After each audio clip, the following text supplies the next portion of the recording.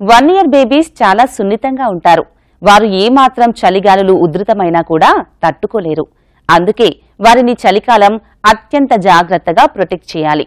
లేదంటే వారికి శీతలగాలులు పడక చలి జ్వరం వచ్చే అవకాశాలు ఉన్నాయి.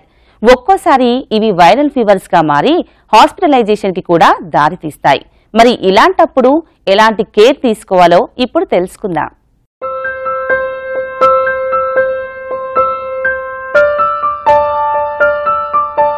బేబీస్ కి కేవలం ఎండాకాలంలోనే కాదు, చలికాలంలో కూడా చలిదెబ్బకి విలవిలలాడతారు.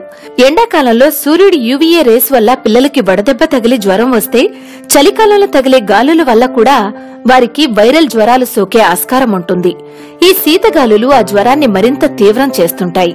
ముఖ్యంగా టెంపరేచర్ పెంచేస్తూ రాత్రిళ్లు నిద్రపోనీయకుండా చేస్తాయి. జ్వరం అనేది సర్వసాధారణంగా పిల్లలకు వస్తూ ఉంటుంది. సంవత్సరానికి నార్మల్ గా 6 to 8 రెస్పిరేటరీ ఇన్ఫెక్షన్స్ తో పాటు జ్వరాలు వస్తూ ఉంటాయి పిల్లలకి. అది నార్మల్, దాని గురించి మనం కంగారు పడకూడదు. ఏ జ్వరమైనా వచ్చినప్పుడు 3 to 5 days ఉంటుంది. దాంతో పాటు జ్వరం మందు వేసుకుంటే అంతటికదే తగ్గిపోతుంది. కాకపోతే ఎప్పుడు మనము ఈ జ్వరం గురించి మనం కంగారు పడాలనేది, ఎప్పుడు డాక్టర్ దగ్గరికి వెళ్ళాలనేది ప్రశ్న. మామూలుగా జ్వరం మామూలుగా వచ్చినా కూడా మన మందు వేయంగానే జ్వరం తగ్గిపోయి బిడ్డ అదర్వైజ్ యాక్టివ్గా ఉండి పాలు తాగి ఫుడ్ తింటూ మోషన్ యూరిన్ అది బాగా వెళ్తూ యాక్టివ్గా ఉండి ఆడుతూ ఉంటే కనుక మన ఇంట్లో ఉన్నప్పుడు కంగారు పడాల్సిన అవసరం లేదు. 2-3 days అయిన తర్వాత కూడా అప్పుడు జ్వరం తగ్గకపోతే ఒకసారి డాక్టర్ గారి దగ్గరికి వెళ్లాల్సి వస్తుంది. సాధారణంగా ఇంట్లో ఉండే పిల్లలకి జ్వరాలు రావడం చాలా తక్కువే. కానీ చలిగాలిలో బయట తిరిగే పిల్లలు ఎలాంటి ప్రొటెక్షన్ లేకుండా తిరిగితే మాత్రం ఖచ్చితంగా వారికి వైరస్ సోకే అవకాశం ఉంటుంది. అంతేకాకుండా ఒక్కోసారి ఇంట్లో దోమలు విపరీతంగా పెరిగిపోయినా లేదా ఇంట్లో ఎవరికైనా జ్వరం సోకినా కూడా వీరికి వచ్చే అవకాశం ఉంటుంది. అందుకే వీరిని ఈ కాలంలో అత్యంత జాగ్రత్తగా సంరక్షించుకోవాలి. జ్వరం తీవ్రతను తెలుసుకుని వైద్యులని సంప్రదించాలి.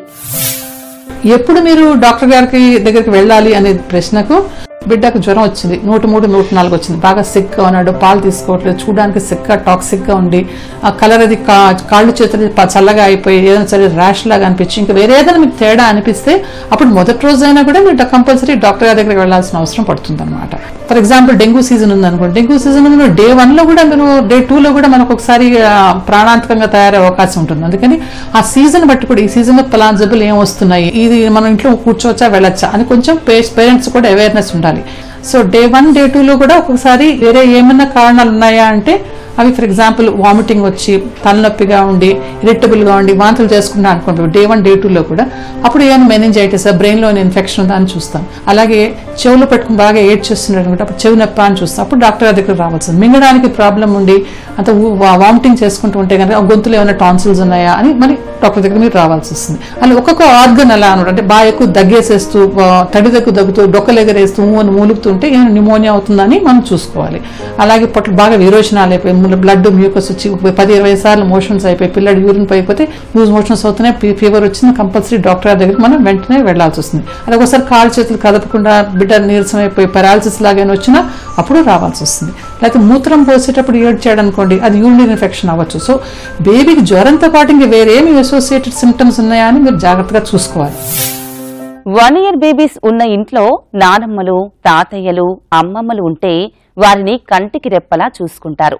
కానీ ఇటీవల కాలంలో పేరెంట్స్ ఇద్దరూ వర్కింగ్ అవటం, గ్రాండ్ పేరెంట్స్ కి దూరంగా ఉండటం వల్ల వారి సంరక్షణ తక్కువైపోతుంది. ముఖ్యంగా వారు తినే తిండిలో కానీ, వారి ప్రొటెక్షన్ విషయంలో కానీ వారికి సరైన పోషణని అందించలేకపోతున్నారు. మన బేబీస్ కి వచ్చే జ్వరాలు ఒక్కోసారి ఉగ్ర రూపం దాల్చి కంటికి కొనుకు లేకుండా చేస్తాయి. మరి అలాంటి సందర్భంలో ఎలాంటి జాగ్రత్తలు తీసుకోవాలో ఇప్పుడు చూద్దాం. పిల్లలు ఏమాత్రం మంచులో తిరిగినా, నీళ్లలో ఎక్కువగా ఆడినా, దగ్గు జలుబు తగ్గకుండా వేధిస్తున్నా వారికి జ్వరం వచ్చే అవకాశం ఉంటుందనేది గుర్తించాలి. పగలంతా టెంపరేచర్ నార్మల్ గా ఉండి రాత్రిపూట ఇది ఎక్కువైపోతుంటుంది. జ్వరం తగ్గడానికి డాక్టర్స్ ఇచ్చే మెడిసిన్స్ కీలక పాత్ర పోషిస్తే పేరెంట్స్ గా మనం వారికి చూపించే ఎఫెక్షన్, కేరింగ్ వల్ల జ్వరం తీవ్రత తగ్గుతుంది. దీనివల్ల వారు రాత్రిపూట హాయిగా నిద్రపోతారు. టెంపరేచర్ పెరిగే కొద్దీ పిల్లలు నీరసంగా అయిపోతుంటారు. వారికొచ్చిన బాధని వాళ్లు చెప్పలేకపోతుంటారు. అందుకే వింటర్ సీజన్ వచ్చిందంటే వారి సంరక్షణ బాధ్యతను తల్లులు ఛాలెంజింగ్ గా తీసుకోవాలి. ఫస్ట్ జ్వరం వచ్చినప్పుడు అన్నిటికన్నా ఇంపార్టెంట్ పాయింట్ అంటే ప్రతి ఇంట్లోనూ ఒక మంచి థర్మామీటర్ ఉండాలి. ఎందుకంటే చాలా మంది కాలు వేడిగా ఉంది, తల వేడిగా ఉంది, చేయి వేడిగా ఉంది అని చెప్పేసి జ్వరం ఉందని డాక్టర్ దగ్గరికి వెళ్తూ ఉంటారు. ఫస్ట్ ఒక థర్మామీటర్ కంపల్సరీ ఉండాలి. జాగ్రత్తగా చూసి టెంపరేచర్ చెక్ చేసుకుంటూ ఉండాలన్నమాట. చెక్ చేసుకుంటూ జ్వరం వచ్చినప్పుడు మీరు క్రోసిన్ అది వేసుకోండి. మరి తగ్గకపోతే అప్పుడు డాక్టర్ గారి దగ్గరికి రావాల్సి వస్తుంది.